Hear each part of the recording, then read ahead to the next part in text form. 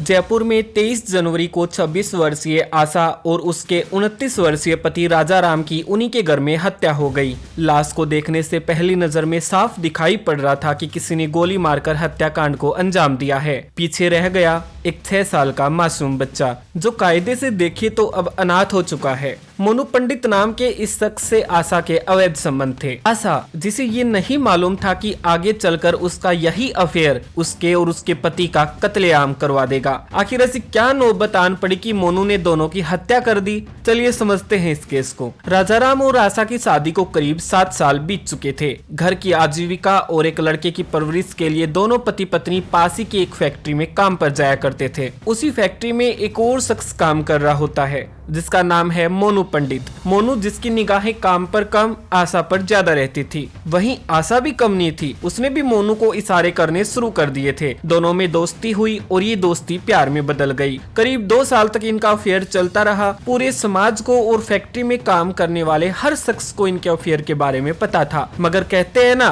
जिसकी पत्नी का कहीं अफेयर चलता है, उस पति को छोड़ के पूरे समाज को इस बात का पता होता है। राजाराम के साथ भी ऐसा ही हुआ। उसे छोड़कर सब इस अफेयर के बारे में जानते थे, लेकिन ऐसा नहीं है, राजाराम बिल्कुल अनजान था। उसे अपनी पत्नी आशा पर शक तो पहले से ही था, मगर वो शक एक दिन हकीकत में तब बदल गया जब एक दिन उसने दोनों को चोरी चुपके से मिलते देखा। राजाराम समझ चुका था कि उसकी पत्नी हाथ से जा चुकी है। शुरुआत में उसने घर बैठकर पत्नी को समझाया, जिसके चलते उसने 4-5 दिन मोनू से बात नहीं की, लेकिन कुछ दिन बाद फिर से दोनों की मोहब्बत का सिलसिला चलने लगा। एक रोज राजाराम ने यह बात पत्नी के मायके वालों को बताई। उसकी मानसिकता थी कि हो सकता है इसकी माँ बाप इसे समझाएं तो ये अपना रास्ता बदल ले। मायके वालों ने उधर राजाराम से बैठकर बात की और आशा का फैक्ट्री जाना बंद करवा दिया। बंद करवाने का यही कारण था कि ताकि दोनों आपस में ना मिल पाए। मोनू ने जब देखा कि आशा ने फैक्ट्री में आना बंद कर दिया है तो उसने उसे फोन मिलाया, लेकिन आशा मोनू का फोन ना तो काटती और ना ही उठाती।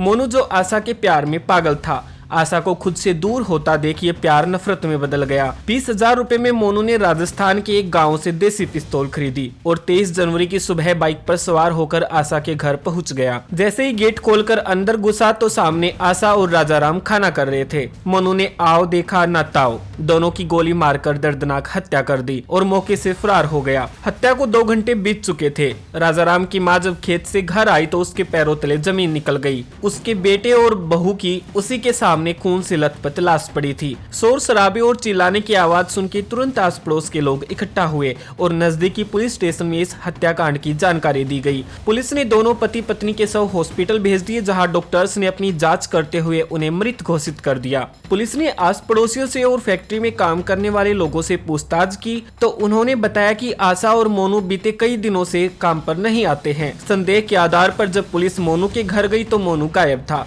लेकिन मोनू शायद अपना फोन ऑफ करना भूल गया था। पुलिस ने मोनू के नंबर की लोकेशन ट्रैक की और उसे जयपुर से ठीक 50 किलोमीटर दूर हाईवे पर स्थित एक ढाबे से गिरफ्तार किया। पूछताछ में आरोपी ने कबूल किया कि उसने ही दोनों की हत्या की है, क्योंकि आशा ने उससे बात करनी छोड़ दी थी। राजाराम का 6 साल का बेटा अगर स्कूल नहीं गया होता तो शायद वो भी इस कत्लेआम का शिकार बन सकता था। फिलहाल पुलिस ने आरोपी को जेल भेज दिया है। ये देखने वाली बात रहेगी कि आगे इस केस में आरोपी मोनू पंडित को कब तक सजा मिलती है और वो कब तक जेल की सलाखों के पीछे रहता है। इस केस में कई सोचने वाली बातें हैं।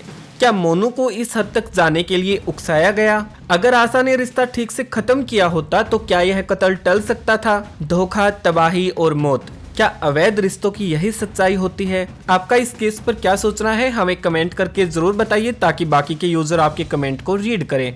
धन्यवाद।